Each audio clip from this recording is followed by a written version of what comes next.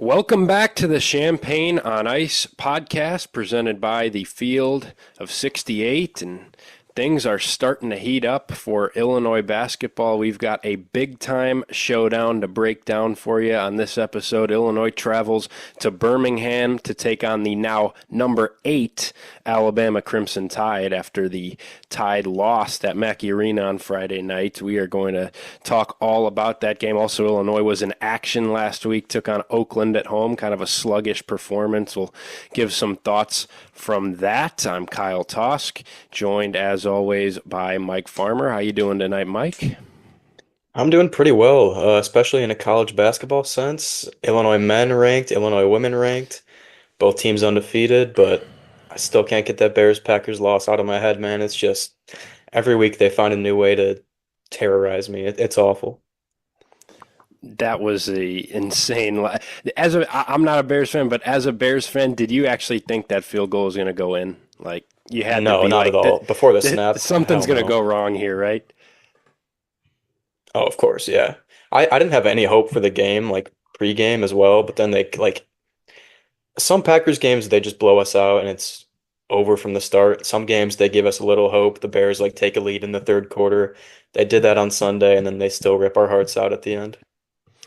Hey, you did mention it is pretty cool.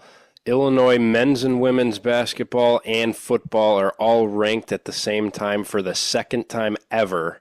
The first time since the first week of January 2000. That's pretty insane. Of course, the Illinois women have not been ranked all that much in the program's history, but Shauna Green's got that rolling. And now Illinois basketball, men's basketball, jumps into the top 25 for the first time this year at 25 without really having to do a whole lot. That's how it works sometimes. They've been sitting at the team receiving the most votes in the last 3 polls, and now they slide in there. So Illinois will be a ranked team heading to Birmingham with a chance to either jump up or probably fall out. So we'll see what happens on that front. Let's start by giving some thoughts on this past week. Illinois only had one game.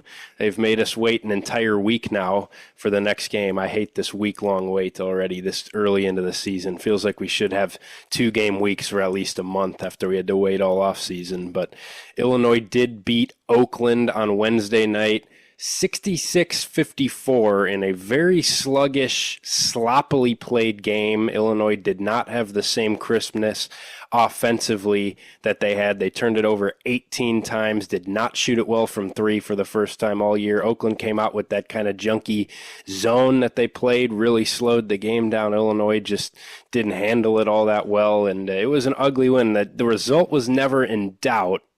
I mean, Illinois' lead was 2 at like the 16-minute mark of the second half, but never really felt like, I know you and I were both there, never really felt like Illinois was in danger of losing, but nevertheless, just kind of a sluggish game from Illinois. Any concern coming out of that one, or do you just kind of brush past it as, hey, it happens? I'm more in the camp where I brushed past it, especially given what you saw from Oakland last year against Illinois.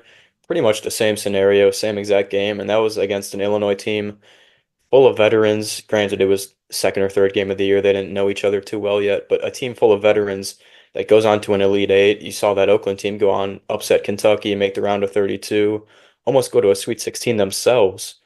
Not the same talent for Oakland this year, but still, like, it's a team with a coach that's been there 40 plus years in the same spot. Like, he knows what his team is.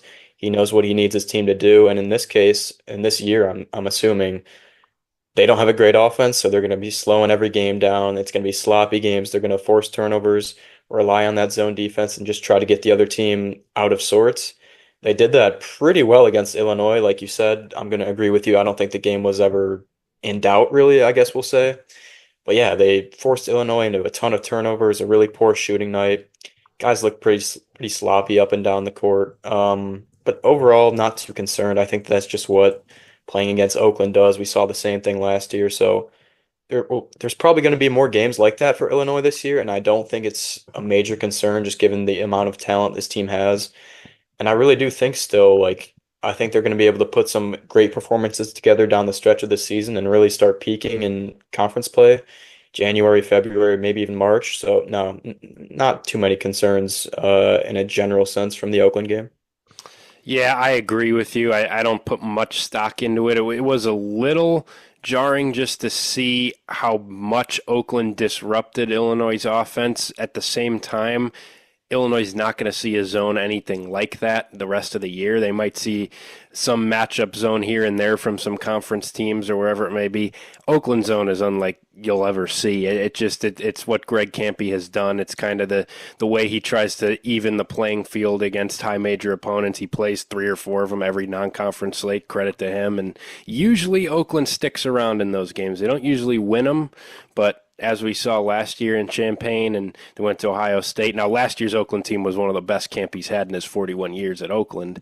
I will say that. I mean, they won their only NCAA tournament game in the program's history against Kentucky. This is not that same level of team, but the point is that they just play such a different style, throw such a different look at teams that, especially for an Illinois team that has a freshman point guard and a new team and one that just hasn't really seen a different look like that, I'm not all that concerned. I thought they did some good things. The way Tomislav Ivicic played in that game, he was kind of their safety valve. They stuck him in the middle of that zone, and he had 8-footers all game long and just used his size advantage inside at 20 points and was kind of what Illinois needed. If they don't get that performance from him, nobody else really had it.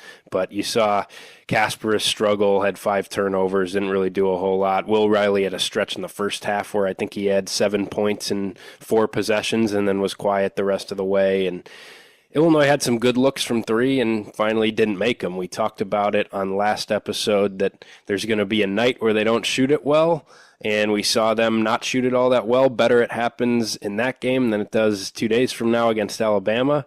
And they didn't necessarily score the way that they had the first 2 games, but I'm not all that concerned about it. We can get into maybe a few of the things that went wrong, but I chalk it up to just, this team's going to have some inconsistency with it, and it's a zone that Brad Underwood said after the game, they don't play zone in Europe, so it's the first time that KJ had seen a zone. It looked like it. He looked like he'd never seen that before, really didn't handle it well, but I'm not all that worried about it. No, I mean, you look back at like other teams that ran zone, like the old Jim Boeheim Syracuse teams, they go up against like a 1 seed in the tournament, and it's the most talented college players in the country, and they still look rattled against a zone defense. And Jim Boeheim will take a 11 seed Syracuse team to the Final Four. Like, it's just, I don't know. It was sloppy play for sure. Like, there was a stretch of 10 plus turnovers in 10 minutes Illinois had.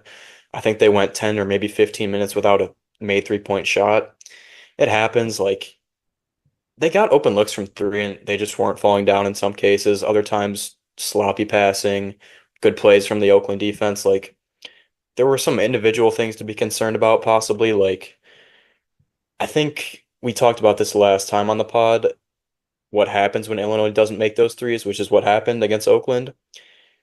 I think there were times where they became too reliant on the 3, and like it was kind of either take a 3-point shot, even if it was open, or find Big T in like that high post area, that 8-foot range.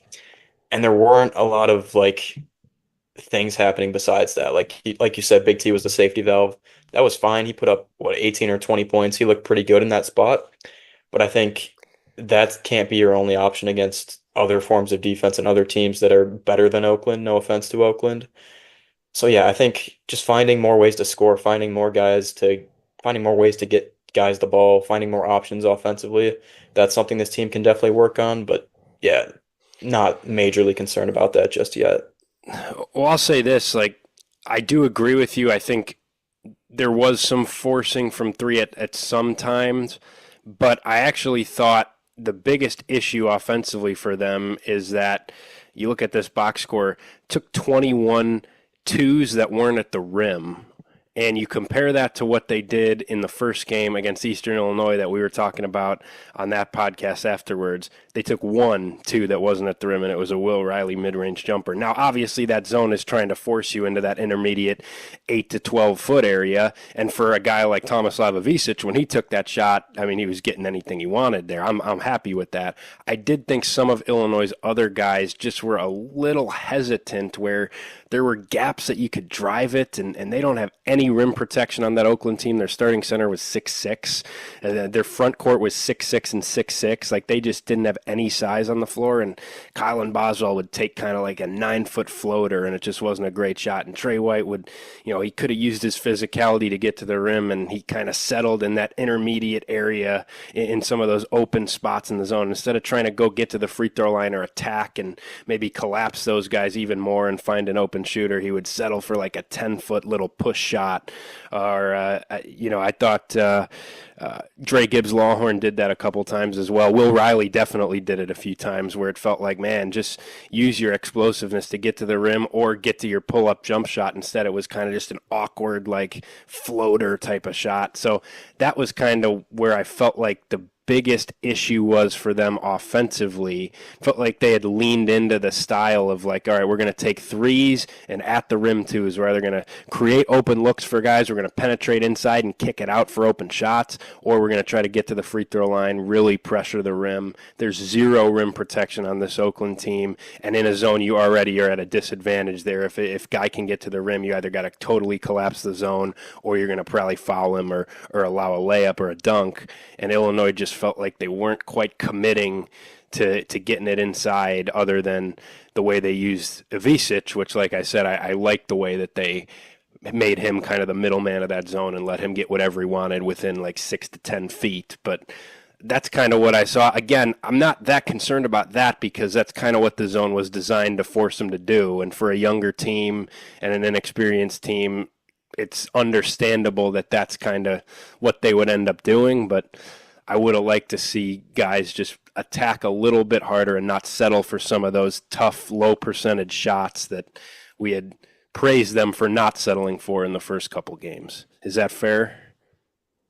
I think that's fair. So I'll ask you, if teams start to like, I mean, Brett Underwood's been pretty open, at least to the Illinois media, about this team's going to take 43s a game or however many it is.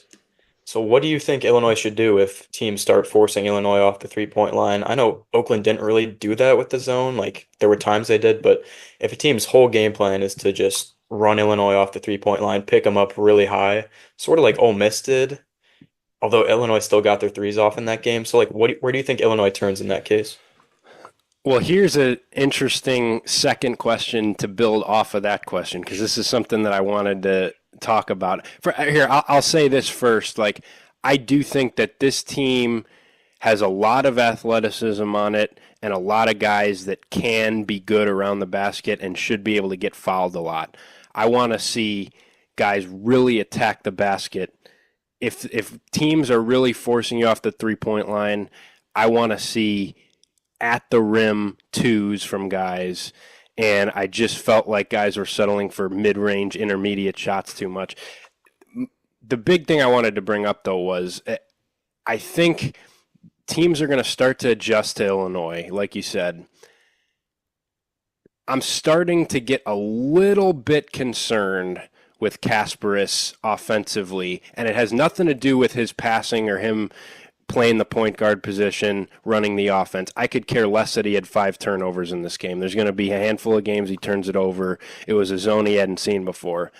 I'm concerned that he has 10 shot attempts in the first 3 games. And I do think that the biggest thing that Illinois needs, if teams are going to really start to not help off their shooters or try to force Illinois off the three-point line, Illinois' best, most talented, arguably, player needs to look for his own offense a little bit more in Kasparis Yakichonis. And really, he hasn't had to do that all that much because, again, you have 3 opponents who you should comfortably beat. It was clear that in the first 2 games, I think he was in the mindset of, I'm going to get everybody else involved. I'm going to get us into our offense. I could care less if I take 0 shots tonight. And that's a great mentality to have. But at some point, this is a really talented prospect, a potential first-round lottery talent that we've seen overseas. You turn on his overseas tape, and he's had 37-point, 32-point games. He can score in a lot of different ways. He has 10 shot attempts. He's taken 2 2-point shot attempts when you wipe out, obviously, the ones he's gotten fouled on. And so I'll throw a second question back at you. Do you share my slight concern with KJ and just his passiveness to look for his own offensively, because that's really, I think, the natural turn for Illinois if teams are going to start guarding their other guys more. I've definitely noticed it, as every Illinois fan has, as Big Ten fans have too. I'm not gonna say my panic meter is at a 5 or 4, or even like a 3. I'm saying I've noticed it. I think there's been like some honestly like eye-opening possessions where he has wide open threes or a mid-range or something where he just like takes a dribble and passes it off. Like I think I do totally agree with you. When we're playing a Big Ten slate and Tennessee and Alabama and these teams, like he has to be a threat offensively and more so scoring wise. And of course, keep passing, keep playmaking like he's been doing. But I'm not super concerned about it yet because like we've played 3 defensive styles that are different from each other. We saw Ole Miss pressuring the ball up high. We see the Oakland zone. We see SIUE and Eastern Illinois doing other things. And I'm confident. I know Brad Underwood hypes his guys up in press conferences and stuff. But like you saw the tape, he can turn it, he can flip a switch when he needs to. He can drop 40 points one night, drop 20 assists the next night. He's probably not going to do that at this level, but still you saw it in Europe where he was playing as a 17-year-old on pro teams. So I'm not concerned about it, but I do agree. I think if you're trying to beat these really good teams, you can't have your point guard just passing off. Even if he's having 10 assists, like you still need some semblance of a scoring threat. So not totally concerned about it through 3 games, but definitely something I've noticed as you have.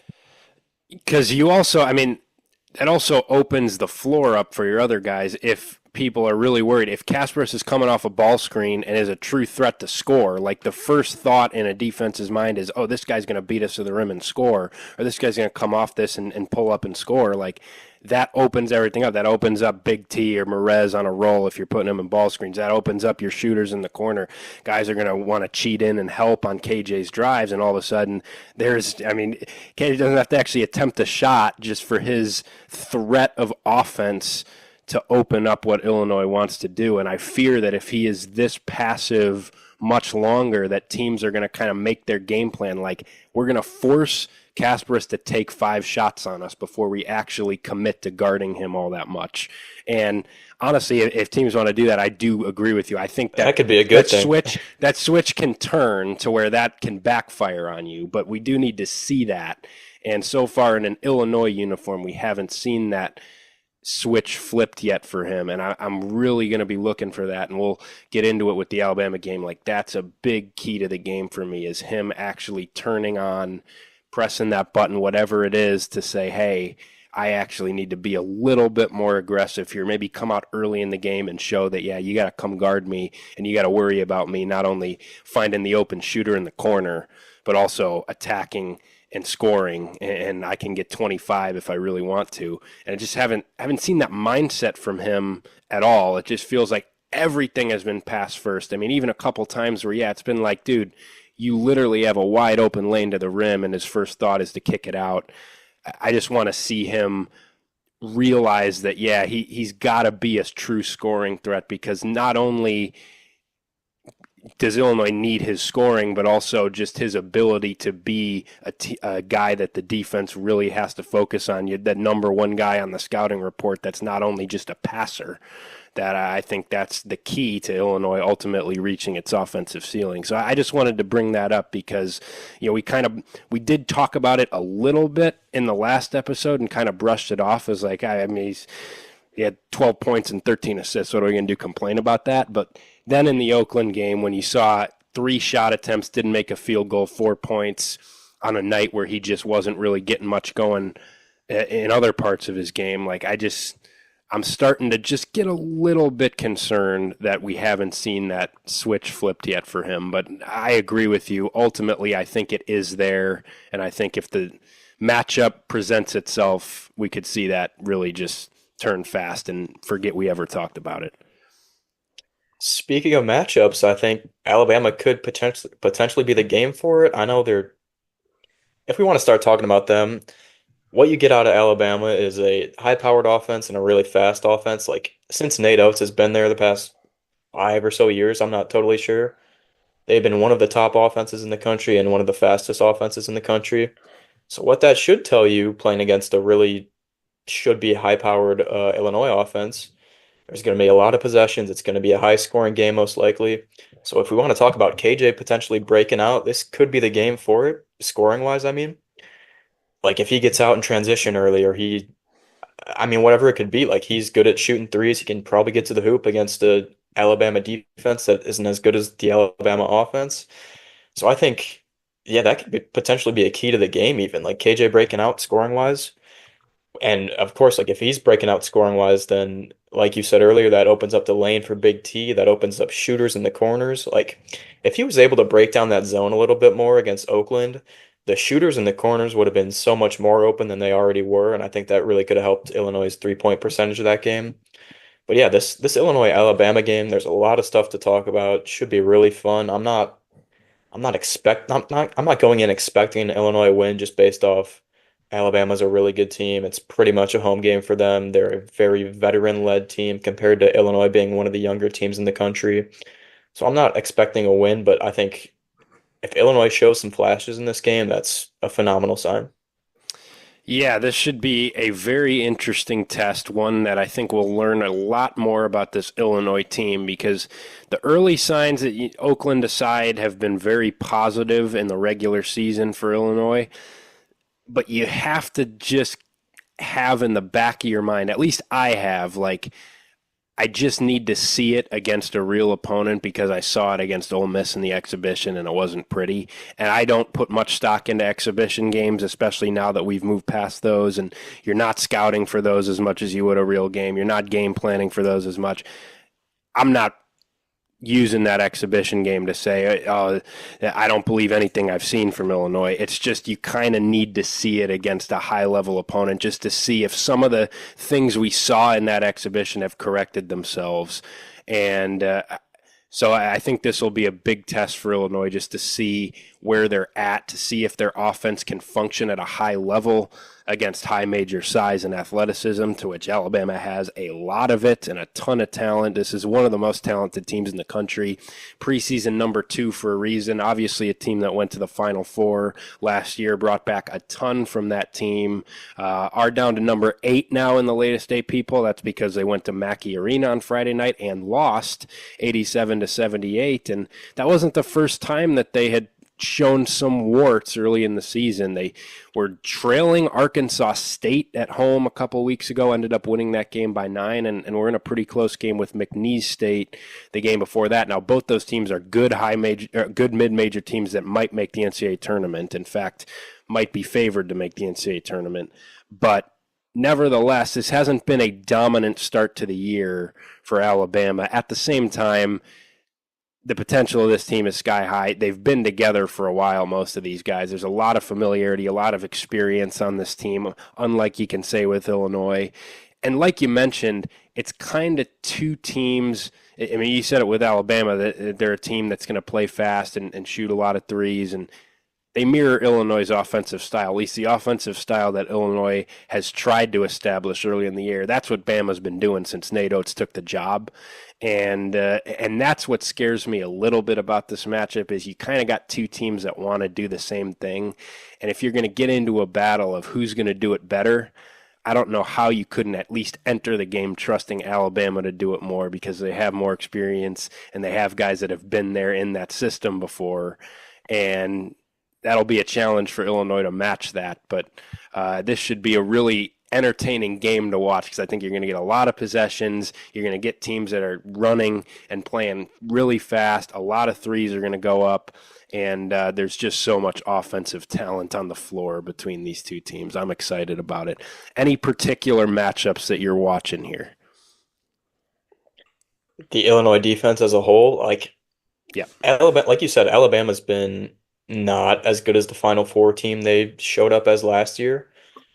Shooting like 30 or 31% from three early on in the year, that's bound to change, obviously. They have some shooters that are on the bench or injured or something. I forget exactly who they are, but not a great shooting performance from them through the first couple of games. Like Mark Sears is at 35%, I want to say, from three. He shot 44% last year. So a lot of Illinois fans are probably expecting a Alabama breakout game from three in that sense, which could be the case against this defense. That's what I'm talking about. Like that's what I'm looking for in this game. they've been playing together. They have some really good passers. They have a lot of guys up and down the court, up and down the floor with size, and that can shoot it as well. Very similar to Illinois, like Ben Hummerkaus, Big T, those guys can stretch the floor, kind of like Grant Nelson and some other guys can on Bama. So that's really what my main key to the game is, just somehow managing to limit their points from 3-point range. Like Mark Sears is going to get his, but some of these other guys, like the freshman Phelan, or I forget how to say his name, he kind I of went think off it's at Purdue. Like Phylon. I might be wrong. Phelan, yeah. He went off at Purdue. He was scoring from pretty much everywhere. That game was something too. Like that was a really fun game to watch. I'm kind of surprised Purdue won because that CJ Cox three threes in a row, like that kind of won them the game. That was crazy to me. But yeah, Alabama just so high powered offensively, and then Illinois, who's got a defense that hasn't really played together, probably is not going to be their strong suit this year. They are ranked 21st on KenPom in defense, which has been surprising. I'm not really buying in on that because it was against two teams that are pretty bad overall, and then one team who has maybe the worst and slowest offense in the country. So not fully bought in on that, and that's why I'm really going to be paying attention to the Illinois defense this game. Yeah, you went exactly where I would have gone. I think the number one thing that I am looking to see in this game is where is this Illinois defense really at? Because you said it there, like Illinois has graded out very well in their first three games defensively, and eye test wise, I think they've done a lot of really good things on defense. They've just some of the things that weren't there against Ole Miss have been there, whether it's just been pure grit on the ball and guarding the ball with some of Illinois' guards, or just not having some of the breakdowns they've had, really forcing teams into that intermediate area. And the rim protection's been pretty good so far too. But you're seeing a totally different level of team here. One of the best offensive teams in college basketball the last 3 years with a ton of offensive talent. You mentioned there, it's an Alabama team that should be a really good shooting team. They haven't been yet. They've just shot it 30.4% so far through their first four games. And yeah, in the back of my mind, I'm like, okay, this is setting up just perfectly for them to shoot 60% in this one. They're due, but we'll see how that happens. Illinois will have something to say about that, obviously, defensively, but Alabama is missing two of their better shooters. Chris Youngblood, the transfer from USF, he's out with an injury right now. Houston Millette, the sophomore, he's out as of right now. So those are two guys who shot 41% from three last year. Nonetheless, they still have a lot of shooting on this roster. Mark Sears is an All-American, potential National Player of the Year candidate, and that is the biggest matchup that I think is going to be crucial for Illinois in this game. Kylan Boswell guarding Mark Sears. I'm not expecting Kylan to shut him down because no one does that. And Mark Sears is going to get his. He's a guy who gets to the free throw line all the time, too. He can score from all three levels. Really, really good player. But he is the engine of that Alabama offense. And even if he's not shooting the ball, or even if he's not getting his own bucket, his penetration, his ability to generate paint touches and collapse the defense and spray it out and really kickstart that Alabama offense, which is so good with ball movement and running some off-ball actions to get shooters open. But it all starts with the ball in Mark Sears' hands. And Kylan Boswell has been outstanding on the defensive end so far. For as much as he's been slow starting offensively, he has been really, really good guarding the ball. But now he sees one of the best guards in the country, and it's going to be a real challenge for him and a real key for Illinois that Kylan is able to slow him down a little bit, keep him in front, use his physicality to body him up, try to keep him out of the paint, keep him from getting driving lanes and getting inside and maybe putting fouls on Illinois' big guys because he's so good at that, and keeping him from creating open shots for Alabama shooters who are due to probably start making more than they have. And that's the key matchup I'm watching because I think Kylan has the ability to be a really, really good defender. I've already seen so much from him on the ball, but now he's got an unbelievable challenge in front of him. And if Mark Sears gets loose and is able to do what he wants offensively, good luck. Illinois is going to have a long night, I think. Oh yeah. And the thing is, Purdue did pretty much as good of a job as you can guarding Mark Sears, in my They opinion, did. at least. They potentially give Illinois the blueprint with Kylan Boswell picking up, being aggressive. Because I'm thinking back to that first half of that game at least. Like Mark Sears was not able to find his shot, and when he did, they weren't going in. Like he was not even taking many shots. Still got however many points he had, I think 15 or something. So that goes to show he'll always get his. But if you can limit him, Alabama didn't. Alabama stayed in that game obviously, and they managed to keep it close till the end, even led in the second half. But they didn't look as good as they could have in the first half, and that was kind of a key to the game for Purdue, along with the CJ Cox run. But yeah, Mark Sears against Kylan Boswell, most likely. Like, that is a massive matchup, like you said. If he's able to go off and score 27 points on seven made threes, good luck to Illinois in this game. Illinois has the talent offensively to maybe match up with them well enough.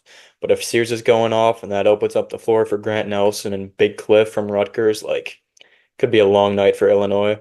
So yeah, huge key to the game. Huge key to the game. Kylan Boswell D'ing up on Mark Sears.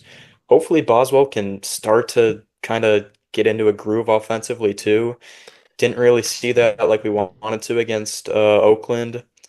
So yeah, I mean, I'm more worried about Colin Boswell's defense being a huge factor in this game than his offense is. If he's not there offensively, I think Illinois can survive. Like they've still put up pretty good offensive performances without Boswell doing much in the first two games at least. So yeah, but like you said, Boswell against Sears, massive matchup. At the same time, Colin Boswell's pretty much the only guy on this Illinois roster who's played in games of this caliber at the high major level. So you do need to be able to rely on him a little bit, whether that's just making a couple big shots when they're there for him or whatever it is. I do think there's the potential for him to maybe break out offensively, not in like a, hey, he's going to lead the team in scoring with 28. That's not really the player he is, but just to maybe see a couple go in. He's shot it poorly so far, 25% from the field, 25% from three. Maybe this is the one where he just gets you a couple key buckets, or he's open for three, spacing out in the corner, and KJ finds him, and he hits a big shot late in the second half. He has the experience of doing that and making big shots in games like this, and he's the only one I know on this roster that can really say that. So maybe you do need to rely on him on both ends a little bit. But yeah, ultimately it's going to come down to can he at least slow down Sears enough to give Illinois a chance. Another key for me that I'm watching this game is can Illinois stay out of foul trouble and just avoid putting Alabama on the line a ton? Because you look at Nate Oates' teams, yeah, they're going to take a lot of threes. They're going to be a really good shooting team, but they're going to get to the free throw line a ton too, and they've got guys on this roster that are really good at drawing contact. Mark Sears is number one. I mean, if he gets a step on you on the perimeter, he's going to drive, and he's going to try to put your bigs in foul trouble. He sells fouls really well. He's a really big physical guard that does that, and Illinois needs to make sure that they stay out of foul trouble, especially a guy like Tomislav Ivisic, who's going to get really tested defensively in this game. And we've seen how important he is to Illinois, and I do think this will be a game that Morez Johnson is going to make an impact. But if you lose Ivisic with foul trouble, it's going to be really difficult for Illinois with how much size Alabama has and going up against Cliff Amore. And Alabama's going to put Ivisic in conflict situations in help defense, and or they're just going to go to work on him and try to put fouls on him. And he's got to stay out of foul trouble, and Illinois' guard's got to stay out of foul trouble. Like Kylan Boswell won't be able to slow down Mark Sears if he's on the bench with two, and that's very possible because Sears will put him on you if he gets you out of position. And Illinois hasn't had to test their depth. They haven't had to deal with a situation where guys are in foul trouble or just having to go deeper into the bench and trust different guys for different spurts. Like, I wouldn't want to make this the first game that you have to deal with that. And plus, if you're putting Alabama on the line a lot, then you're giving them easy points. And that's usually, if shots aren't falling for them, that's their go-to is we're going to pound it inside, get to the free throw line, try to shoot 25 free throws. And they've done that with plenty of success, got to the line plenty against Purdue. That kept them in the game, even though they weren't making a ton of shots. And Illinois' got to make sure that they are not foul happy in this one, because I think it could be easy to be that in seeing this high-flying Alabama offense for the first time after seeing three cupcake opponents, and all of a sudden you just commit some cheap ones, and that puts Illinois in a bad situation. Yeah, those are great points with both the fouling and the free throws for Bama. Because like if pretty much anyone from the starting lineup goes down with foul trouble for Illinois, the bench is made up of pretty young players with freshman Will Riley, freshman Merez, sophomore Dre Gibbs-Lawhorn, sophomore Kerry Booth. None of those guys have played in too big of games or not really games like this besides Dre in the tournament a little bit. So yeah, that would be a pretty major blow to Illinois' chances in this game. I'd say one last thing I'm looking for is just overall how Illinois deals with Cliff Amori from Rutgers and now at Alabama, being the anchor at the five position.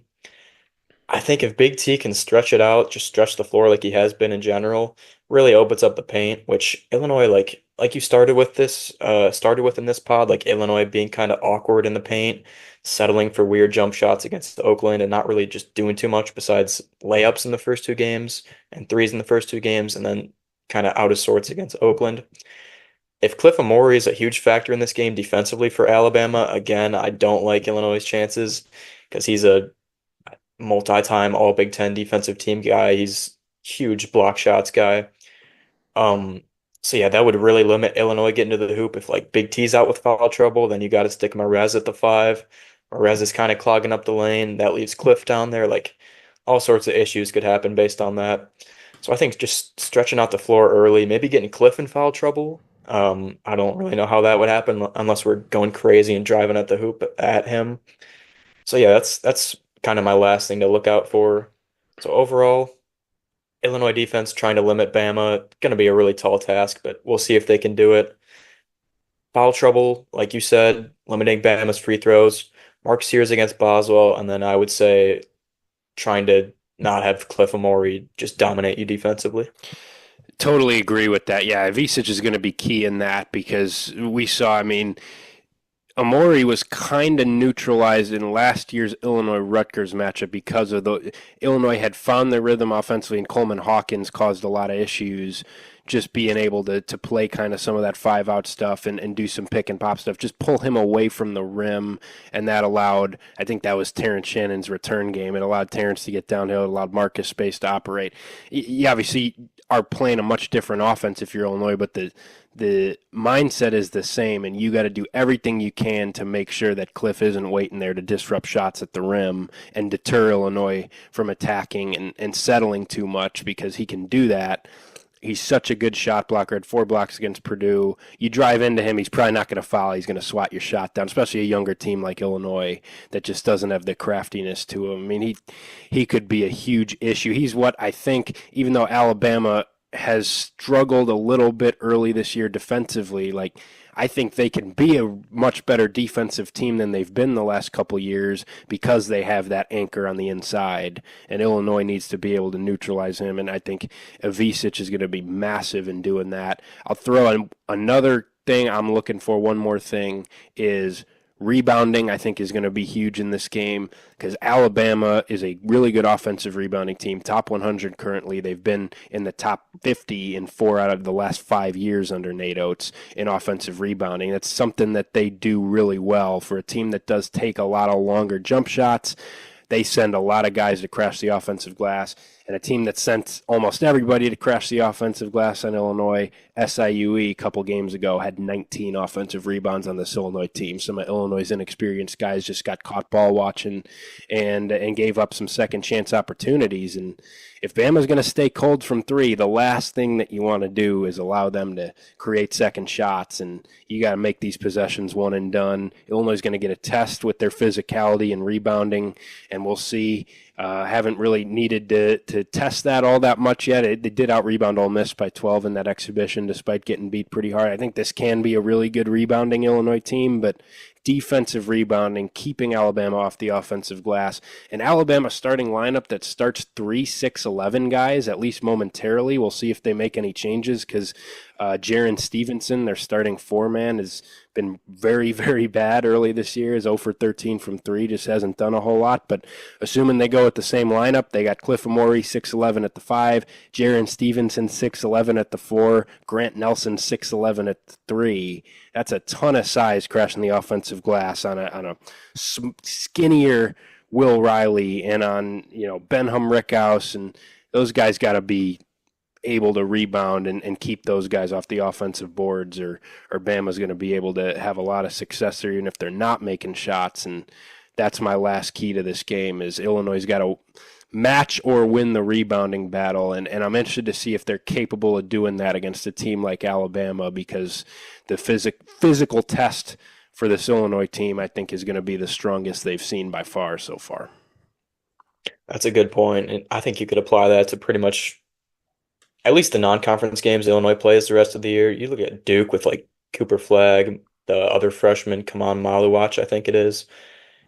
Tennessee's got some guys. Arkansas is pretty big Yeah. with Brazil and Adu, all these guys. So yeah, phenomenal point. You got a score prediction for us? All right, I'll start. You're making me start, I guess.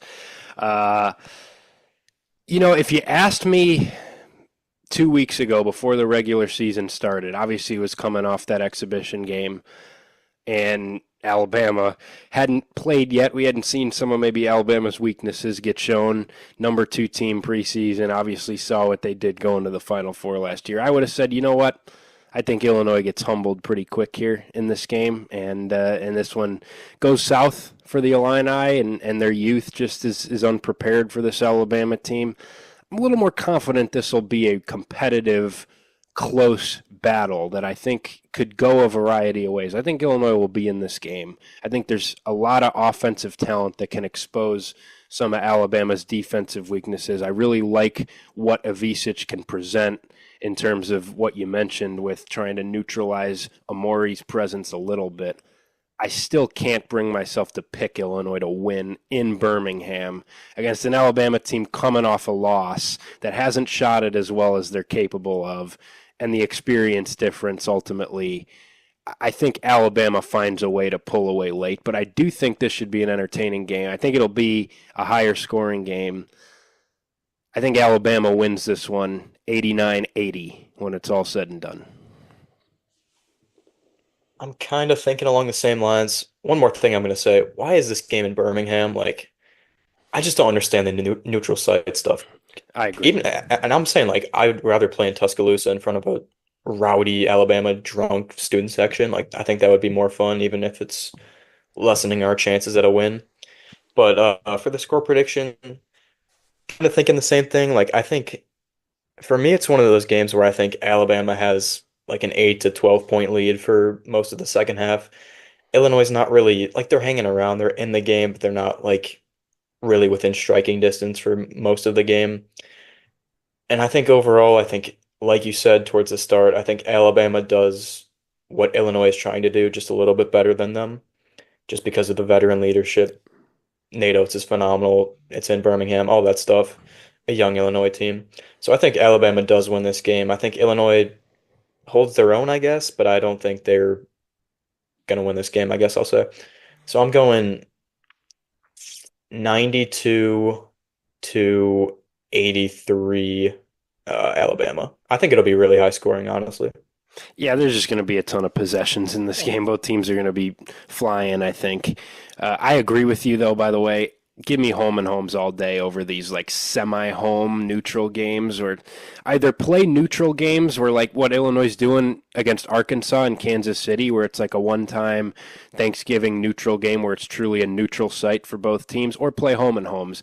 I don't really like the Birmingham, then Chicago, like it's going to be 90% one team's fans, but it's not on their campus. I think you're just robbing the campuses. Like, I want to go next year to Illinois hosting Bama in Champaign, even if it means I have to go through Illinois going to Tuscaloosa in a game they're going to have an uphill climb to win. I'm totally with you. I've been beating this drum, like team home and home. I hate these like half neutral, but also kind of home. Yeah, I just doesn't make a whole lot of sense to me. Yeah, it's like the Illinois-Tennessee game this year is going to be absolutely awesome as a student. Like, I don't know, imagine that game was in Indianapolis or something. That would be so much. Illinois would probably still win, like you said, but yeah, a lot worse. All right, anything else you have to add here before we close things out? I just can't wait to watch this game because it for a while it felt like, I don't know. There was just part of me that was like, okay, I'm cool. We got 3 games kind of to just get our feet under us here as Illinois fans and just kind of see what we have. And it's a brand new team that needs some time to gel. I don't mind. And now I'm like, I'm dying to play a big-time opponent. I'm dying to see a big-time atmosphere and two really good teams and really just test this Illinois team. And I was dying for it a week ago, much faster than I thought I would. So I'm just excited as heck to see this. And I think it probably doesn't go Illinois' way. If it does, boy, that would be a massive win to add to their resume. It would be, yeah. I mean, the college basketball season is awesome. I'll never take it for granted, but some of the slow starts with scheduling can be kind of annoying. And yeah, you just reminded me I have an exam during the game actually, so that's gonna Oh, you did absolutely mention that. blow. I Yeah. mean, come on. Let's have a little awareness here as 7 p.m. on a Wednesday in November. Come on, man. Yeah, yeah, it's that's awful. brutal. That's brutal. Well, good luck with that. We will Thank be you. back after the game, probably Friday morning, with a reaction to Illinois and Alabama and give all our thoughts. We'll learn a ton about this Illinois team. We'll either be talking about a massive resume boosting win or a game that requires us to diagnose some things and point out some ways that Illinois is going to have to improve before another big time game on Thanksgiving in a couple weeks against Arkansas. But things are really starting to heat up, and stick with us here on the Champagne on Ice podcast. We will be breaking down it all. Make sure you subscribe to the Field of 68 Podcast Network YouTube channel. We stream all our episodes live there. You can also listen wherever you get your podcasts, Apple, Spotify, Google, anywhere else you can find us, and drop a follow on our Twitter at Champagne on Ice. We post all our latest episodes there as well. Hope everybody enjoys the game on Wednesday night, and we will see you afterwards to break it all down. And